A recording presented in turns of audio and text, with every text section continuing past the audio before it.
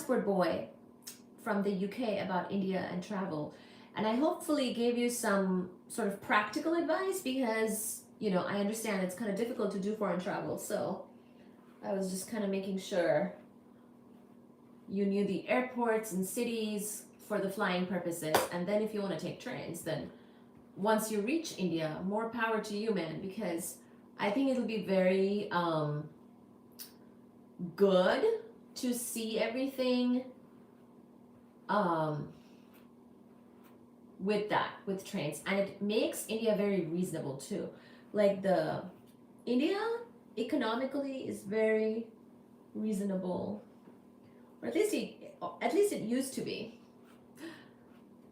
It's also a very fast growing economy, so anything I say, take it with a grain of salt. It might change tomorrow, so keep that in mind. There's been a lot of growth since its independence in 1947, so it's newly independent in that sense. And even though there's a lot of history, including ancient history, a lot of the more modern growth has been happening more acceleratedly in the last few decades. So it's really not that that old. You know what I mean in that sense.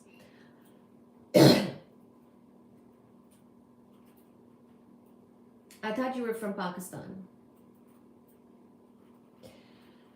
I did mention that half of my family is from what became East Pakistan, which then later became Bangladesh, and which used to be India. So it's complicated. Maybe I'm from all three of those, because all three of those are kind of the same place. East Pakistan, Bangladesh, former India. Half of my family is from the current Bangladesh, which used to be the former East Pakistan, which used to be former India. And the other half is from India, current India, ancient India, before India, after India. So that's where I'm from. John Foster is asking, have you been to the Taj Mahal? Yes, I have. Indeed, it was lovely. Well, lovely is hardly a word that captures the essence of this absolutely breathtaking, amazing piece of work, but it is lovely. When are you getting me my green card? I hear they're vegan in India. That's cool. Some people are vegan. A lot of the South Indian populations are vegetarian. Some people eat fish on the coasts, but generally about half of India is vegetarian. Maybe vegan, but there's also a lot of people who eat non-vegetarian, such as myself. I'm from Bengal, famous for fish and other meats. I don't know why I'm looking this way. I feel a little guilty to talk about how much we eat non-vegetarian. The transport boy.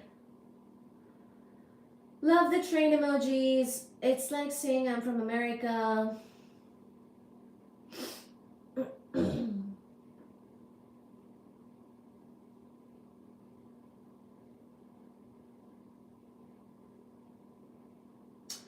John Foster says, cool, I got my passport. I wouldn't mind going. I had some friends that went to Mumbai and liked it. Ooh.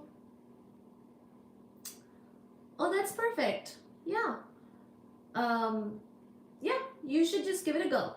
I would say the other thing about travel too is like it's what they say, like once you're bitten by the travel bug, it's like once you do the travel, once you do your trip and you learn something by doing it yourself, you'll be the one telling me the tips,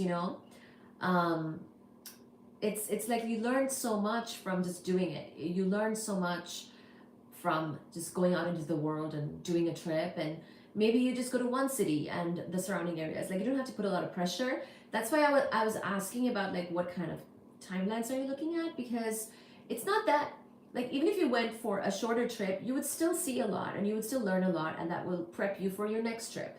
So I personally like doing multiple short trips. Like I went to Paris, but I didn't see everything.